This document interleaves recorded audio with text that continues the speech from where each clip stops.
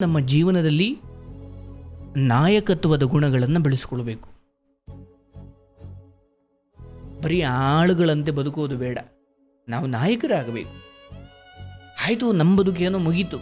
ನಮ್ಮ ಮಕ್ಕಳುಗಳಿಗೆ ನಾವು ಎಂತಹ ವ್ಯಕ್ತಿತ್ವವನ್ನು ರೂಪಿಸಬೇಕು ಅಂದರೆ, ಅವನು 4 ಜನಕ್ಕೆ ಕೆಲಸ ಕೊಡಬೇಕು, ಅವನೊಬ್ಬ ಲೀಡರ್ ಆಗಬೇಕು, ಅವನೊಬ್ಬ ನಾಯಕ ಆಗಬೇಕು. ಹಾಗೆ ನಮ್ಮ ಮನೆಯ ಮಕ್ಕಳುಗಳನ್ನು ನಾವು ಬೆಳೆಸಬೇಕು. ಇದಕ್ಕೆ ಒಂದು ಕತೆ ಹೇಳ್ತಾರೆ ದೊಡ್ಡವರು.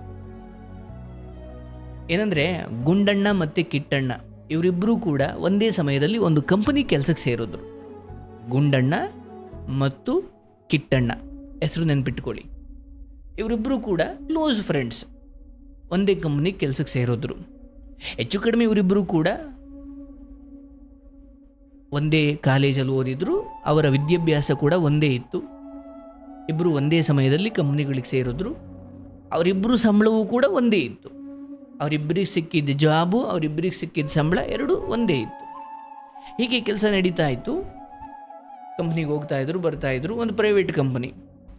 2 ವರ್ಷಗಳ ನಂತರ ಕಿಟ್ಟಣ್ಣನಿಗೆ ಪ್ರಮೋಷನ್ ಆಯಿತು.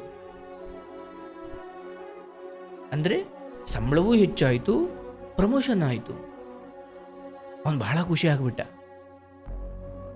ಆದರೆ ಗುಂಡಣ್ಣನಿಗೆ ಒಂಚೂರು ಸಂಬಳ ಹೆಚ್ಚಾಯಿತು ಅನ್ನೋದು ಬಿಟ್ಟರೆ ಪ್ರಮೋಷನ್ ಆಗಲಿಲ್ಲ.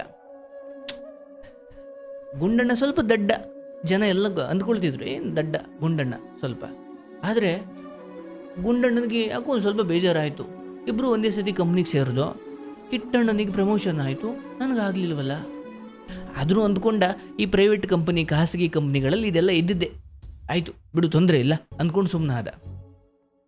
ಮತ್ತೆ 2 ವರ್ಷ ಆದಮೇಲೆ ಮತ್ತೆ ಆ ಕಿಟ್ಟಣ್ಣನಿಗೆ ಮತ್ತೊಂದು ಪ್ರಮೋಷನ್ ಆಯಿತು. ಈಗಂತೂ ಗುಂಡಣ್ಣನಿಗೆ ಬೇಜಾರಾಗೋಯ್ತು, ದುಃಖ ಆಗೋಯ್ತು. ಅಲ್ಲ, ಇದೇನು ಅನ್ಯಾಯ ಇದು? ಕಿಟ್ಟಣ್ಣನಿಗೆ, ನನ್ನ ಜೊತೆಲೇ ಕಂಪನಿಗೆ ಸೇರಿದ ನನ್ನ ಗೆಳೆಯ ಕಿಟ್ಟಣ್ಣನಿಗೆ 2 ವರ್ಷದ ಹಿಂದೆ ಒಂದು ಪ್ರಮೋಷನ್ನು, ಈಗೊಂದು ಪ್ರಮೋಷನ್ನು, 2 ಪ್ರಮೋಷನ್ನು, ನನಗೊಂದೂ ಇಲ್ಲ. ಏನು ಅನ್ಯಾಯ ಇದು? ಇಲ್ಲ, ನಾನು ಇದನ್ನು ಪ್ರಶ್ನೆ ಮಾಡಬೇಕು, ನಾನು ಇದನ್ನು ಪ್ರತಿಭಟನೆ ಮಾಡಬೇಕು ಅಂದುಕೊಂಡು ಮಾರನೇ ದಿನ ಆ ಕಂಪನಿಯ ಅಧ್ಯಕ್ಷರ ಅಪಾಯಿಂಟ್ಮೆಂಟ್ ತಗೊಂಡು ಅವ್ರ ಬಳಿ ಹೋಗಿ ತನ್ನ ಸಮಸ್ಯೆ ಹೇಳ್ಕೊಳ್ಬೇಕು ಅಂತ ಅಧ್ಯಕ್ಷರ ಕೊಠಡಿಗೆ ಹೋದ. ಅಧ್ಯಕ್ಷರ ಬಳಿ ಹೋಗಿ ತನ್ನ ನೋವನ್ನು ಹಂಚಿಕೊಂಡ. ಸ್ವಾಮಿ, ನನ್ನ ಗೆಳೆಯ ಕಿಟ್ಟಣ್ಣ, ಅವನು ಮತ್ತು ನಾನು ಗುಂಡಣ್ಣ, ನಾವಿಬ್ಬರು ಒಂದೇ ಸತಿ ಕಂಪ್ನಿಗೆ ಸೇರಿದ್ದು. ಆದರೆ ಅವನಿಗೆ 2 ಪ್ರಮೋಷನ್ ಸಿಕ್ಕಿದ್ದಾವೆ, ನನಗೊಂದು ಸಿಕ್ಕಿಲ್ಲ. ಇದೆಂಥ ಅನ್ಯಾಯ ಸ್ವಾಮಿ ಅಂತ ಅಧ್ಯಕ್ಷರ ಬಳಿ ಮನವಿ ಮಾಡ್ದ. ಅವನ ದುಃಖವನ್ನು ಹಂಚಿಕೊಂಡ. ಪಾಪ ಅಧ್ಯಕ್ಷರು ಬಹಳ ವಿಚಾರವಂತರು. ಆಯಿತು ಗುಂಡಣ್ಣ, ಮಾತಾಡೋಣ ಅದ್ರ ಬಗ್ಗೆ. ಸ್ವಲ್ಪ ಮಾರ್ಕೆಟ್ಗೆ ಹೋಗಿ ಕಲ್ಲಂಗಡಿ ಹಣ್ಣು ಬಂದಿದ್ದಾವ, ನೋಡ್ಕೊಂಡು ಬಾ ಅಂತ ಅಂದು. ಈ ಗುಂಡಣ್ಣನಿಗೆ ಬೇಜಾರಾಗೋಯ್ತು. ಇದೇನಪ್ಪ, ನಾನು ಪ್ರಮೋಷನ್ ಬಗ್ಗೆ ಮಾತಾಡ್ಲಿಕ್ಕೆ ಬಂದರೆ ಮಾರ್ಕೆಟ್ಗೆ ಹೋಗಿ ಕಲ್ಲಂಗಡಿ ಹಣ್ಣು ಬಂದವ ನೋಡ್ಕೊಂಬನ್ನಿ ಅಂತಾರಲ್ಲ. ಆಯಿತು, ಅಧ್ಯಕ್ಷರು ಹೇಳಿದ ಮೇಲೆ ಇಲ್ಲ ಅನ್ನೋಕ್ಕಾಗುತ್ತಾ ಅಂತ ಹೋದ, ಮಾರ್ಕೆಟ್ಗೆ ಹೋದ. 1 ಅವರ್ ಬಿಟ್ಟು ಬಂದ. ಅಧ್ಯಕ್ಷರು ಆ ಕೊಠಡಿಲಿ ಕೂತಿದ್ದಾರೆ. ಮಾರ್ಕೆಟ್ಗೆ ಹೋಗಿ ಬಂದ ಆ ಗುಂಡಣ್ಣ ಅಧ್ಯಕ್ಷರ ಬಳಿ ಬಂದು, ಸ್ವಾಮಿ, ಕಲ್ಲಂಗಡಿ ಹಣ್ಣು ಬಂದಿದ್ದಾವೆ ಅಂತ ಹೇಳ್ದ. ಅಧ್ಯಕ್ಷರು ಮತ್ತೊಂದು ಪ್ರಶ್ನೆ ಕೇಳಿದ್ರು, ಅಂದರೆ ತುಂಬ ಬಂದಿದ್ದಾವ, ಕಡಿಮೆನಾ? ಅಯ್ಯೋ, ಕೇಳಲಿಲ್ಲ ಸ್ವಾಮಿ, ಸರಿ ಮತ್ತೆ ಹೋಗ್ತೀನಿ ಅಂತ ಹೇಳಿ ಮತ್ತೆ ಮಾರ್ಕೆಟ್ಗೆ ಹೋದ. ಮತ್ತೊಂದು ಅವರ್ ಬಿಟ್ಟು ಬಂದ. ಮತ್ತೀಗ ಅಧ್ಯಕ್ಷರಿಗೆ ಹೇಳ್ತಾ ಇದ್ದಾನೆ, ಅಯ್ಯೋ, ತುಂಬ ಕಲ್ಲಂಗಡಿ ಹಣ್ಣಿಲ್ಲ ಸ್ವಾಮಿ, ಒಂದೇ ಒಂದು ಅಂಗಡಿಲಿ ಇದ್ದಾವಂತೆ. ಹೌದಾ, ಒಂದೇ ಒಂದು ಅಂಗಡಿಲಿದ್ದಾವೆ, ಸರಿ ಆಯಿತು. ರೇಟ್ ಎಷ್ಟಂತೆ ಅಂದ ಅವನು ಅಧ್ಯಕ್ಷ. ಅಯ್ಯೋ ದೇವರೇ, ಕೇಳಲಿಲ್ಲ ಸ್ವಾಮಿ, ಮರ್ತುಬಿಟ್ಟೆ ಅಂತ ಮತ್ತೆ ಹೋದ ಮಾರ್ಕೆಟ್ಗೆ. ಮತ್ತೊಂದು ಗಂಟೆ ಬಿಟ್ಟು ಬಂದ. ಸ್ವಾಮಿ, ಕೆಜಿಗೆ 15 ರೂಪಾಯಿ ಅಂತೆ. ಹೌದಾ, ಸರಿ, ನಮಗೊಂದು 200-300 kg ಹಣ್ಣು ಬೇಕಿತ್ತು, ಸಿಗ್ತಾವಂತ. ಅಯ್ಯೋ ಕೇಳಲಿಲ್ಲ ಸ್ವಾಮಿ ಅಂತ ಮತ್ತೆ ಹೋದ.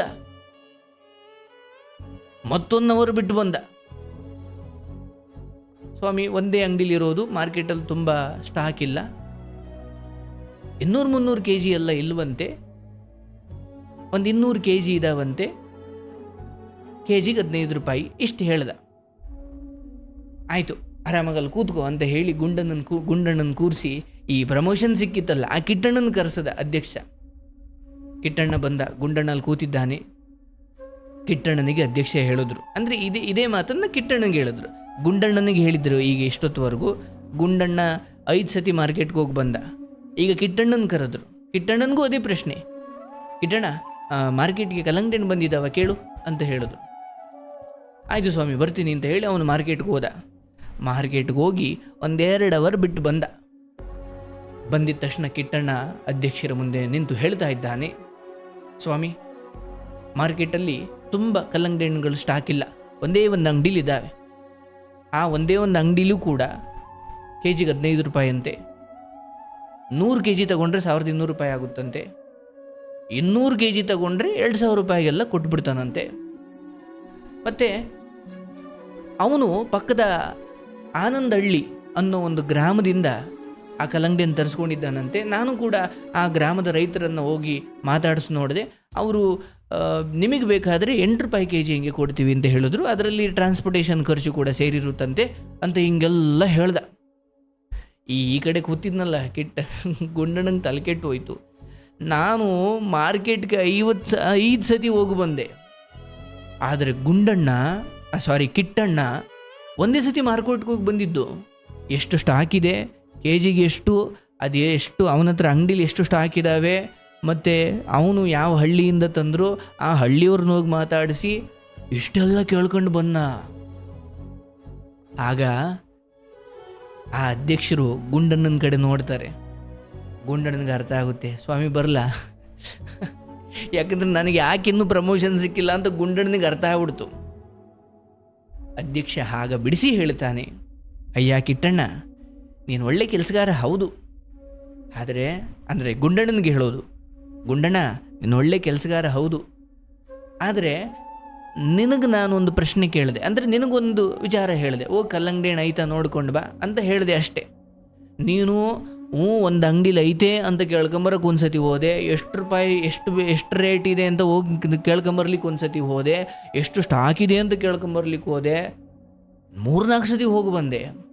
ಅದೇ ಕಿಟ್ಟಣ್ಣನ ಒಂದು ಸತಿ ಕಳಿಸ್ದೆ, ಅವನು ಒಂದೇ ಬಾರಿ ಎಷ್ಟು ಕಲ್ಲಂಗಡಿ ಹಣ್ಣು ಸ್ಟಾಕ್ ಇದೆ, ಎಷ್ಟು ರೂಪಾಯಿ, ಆ ಅಂಗಡಿಯಲ್ಲಿ ಸ್ಟಾಕ್ ಎಷ್ಟಿದೆ, ಆ ಅಂಗಡಿಯವನು ಯಾವ ಹಳ್ಳಿಯಿಂದ ತರಿಸ್ಕೊಂಡ, ಆ ಹಳ್ಳಿಯವರು ನಮಗೀಗ ಎಷ್ಟು ಕೊಡ್ಲಿಕ್ಕೆ ರೆಡಿ ಇದ್ದಾರೆ. ನೀನು ಒಂದು ಪ್ರಶ್ನೆಗೆ ಅಥವಾ ಒಂದು ವಿಚಾರಕ್ಕೆ 5 ಸತಿ ಮಾರ್ಕೆಟ್ಗೆ ಹೋದೆ, ಇವನು 1 ಸತಿ ಮಾರ್ಕೆಟ್ಗೆ ಹೋಗಿ 5 ಪ್ರಶ್ನೆಗೆ ಉತ್ತರ ಹೇಳ್ದ. ಈಗ ಪ್ರಮೋಷನ್ ಯಾಕೆ ಕಿಟ್ಟಣ್ಣನಿಗೆ ಸಿಕ್ಕಿದೆ ಅಂತ ಗೊತ್ತಾಯ್ತಾ ಗುಂಡಣ್ಣ ಅಂದ ಅಧ್ಯಕ್ಷ. ಸ್ವಾಮಿ ಗೊತ್ತಾಯಿತು, ಬರಲ್ಲ ನಾನು ಅಂತ ಗುಂಡಣ್ಣ ಹೊಂಟ ಅಲ್ಲಿಂದ. ನೋಡಿ, ಇದು ಒಂದು ಪುಟ್ಟ ಕತೆ. ಹೇಳಿದ್ದನ್ನಷ್ಟೇ ಮಾಡೋದು ಅಥವಾ ಹೇಳಿದ್ದನ್ನು ಮಾಡೋದು ಇದು ಆಳುಗಳ ಕೆಲಸ ಅಲ್ವಾ. ಇದನ್ನು ಮಾಡಪ್ಪ ಅಂತ ಮಾಲೀಕ ಏನು ಹೇಳ್ತಾನೆ ಅದನ್ನಷ್ಟೇ ಮಾಡಿ ಹೋಗ್ತಾನೆ ಅವನು, ಅದು ಆಳುಗಳ ಕೆಲಸ. ಆದರೆ ನೀನೊಬ್ಬ ಮಾಲೀಕ ಆಗಬೇಕು, ನೀನೊಬ್ಬ ಲೀಡರ್ ಆಗಬೇಕು, ನೀನೊಬ್ಬ ನಾಯಕ ಆಗಬೇಕು ಅಂದರೆ ನೀನು ಮುಂದಾಲೋಚನೆಯನ್ನು ಮಾಡಿರಬೇಕು. ನಾಳಿಕೆ ಏನಾಗ್ಬೋದು, ನಾಳಿಕೆ ಇನ್ನು ನಾನೇನು ಸ್ಟೆಪ್ ತಗೊಳ್ಬೇಕು, ಸ್ವಲ್ಪ ದೂರಾಲೋಚನೆ ಮಾಡಿರಬೇಕು. ಈಗ ನೀವು ನಿಮ್ಮ ಮನೆಯಲ್ಲಿ ಏನೋ ಒಂದು ಕಾರ್ಯ ಇದೆ, ನಿಮ್ಮ ಮನೆ ಆಳನ್ನು ಯಾರೋ ಒಬ್ಬ ಕೂಲಿ ಆಳನ್ನು ಕರೆದುಬಿಟ್ಟು, ಹೋಗೋ ಮಾರ್ಕೆಟ್ಗೆ ಹೋಗಿ ಒಂದು 5 kg ಬೆಂಡೆಕಾಯಿ, ಒಂದು 10 kg ಟೊಮೆಟೊ ಹಣ್ಣು ಏನೋ ತಗೊಂಡು ಬಾಗ ಅಂತ ಕಲಿಸ್ತೀರ. ಅವನು ಹೋಗ್ತಾನೆ, ಅಷ್ಟು ಮಾತ್ರ ತಗೊಂಡು ಬರ್ತಾನೆ. ಅದೇ ನೀವೇ ಮಾರ್ಕೆಟ್ಗೆ ಹೋದಾಗ ಬೆಂಡೆಕಾಯಿ ಟೊಮೆಟೊ ಹಣ್ಣು ತಗೊಂಡು ಹೆಂಡ್ತಿಗೆ ಫೋನ್ ಮಾಡ್ತೀರಾ ಅಥವಾ ಅಮ್ಮನಿಗೆ ಫೋನ್ ಮಾಡ್ತೀರಾ, ಅಮ್ಮ ಮಾರ್ಕೆಟಿಗೆ ಬಂದಿದೆ, ಮತ್ತೇನಾದ್ರು ಬೇಕಾ, ನಾಳೆ ನೆಂಟರು ಯಾರೋ ಬರೋರಿದ್ದಾರೆ, ಮತ್ತು ನಾಳೆಗೆ ಏನಾದರೂ ಅಥವಾ ಏನು ಕೊತ್ತಂಬರಿ ಸೊಪ್ಪು ಅಥವಾ ಮೆಣಸಿನ್ಕಾಯಿ ಏನಾದರೂ ಬೇಕಾಗ್ಬೋದಮ್ಮ, ಈರುಳ್ಳಿ ಏನಾದರೂ ಬೇಕಾ. ನೋಡಿ, ಅಂದರೆ ಒಬ್ಬ ಕೂಲಿ ಆಳು ಮಾಡುವ ಕೆಲಸ ಹೇಗಿರುತ್ತೆ, ನೀವೇ ಮಾಲೀಕರಾದಾಗ, ನಾಯಕರಾದಾಗ ಸ್ವಲ್ಪ ಮುಂದಾಲೋಚನೆ ಇರಬೇಕು. ನಾಯಕರಾಗುವುದು ಹೀಗೆ, ಭವಿಷ್ಯದ ಬಗ್ಗೆ ಯೋಚನೆ ಮಾಡಿರ್ತಾರೆ. ಏನು ಬೆರಳು ತೋರಿಸಿದ್ರೆ ಅಂಗೈ ನುಂಗೋ ಥರ ಇರ್ತಾರೆ. ಹೇಳಿದ್ದನ್ನಷ್ಟೇ ಮಾಡಿಕೊಂಡು ಬಂದರೆ ಸಾಲದು. ಹಾಗೆ ಮನೆಯಲ್ಲಿರುವ ಮಕ್ಕಳು, ವಿದ್ಯಾರ್ಥಿಗಳಾದರೂ ಅಷ್ಟೇ, ಶಾಲೆಗೆ ಹೋಗ್ತಾರೆ, ಮಾಸ್ಟರನ್ನು ಪಾಠ ಮಾಡ್ತಾರೆ, ಮನೆಗೆ ಬಂದು ಹೋಮ್ವರ್ಕ್ ಮಾಡ್ತಾರೆ, ಅಷ್ಟೇ ಸಾಲದು. ಅವ್ರಿಗೆ ಸಪ್ರೇಟ್ ಬುಕ್ಗಳು ತಂದು ಕೊಡಿ.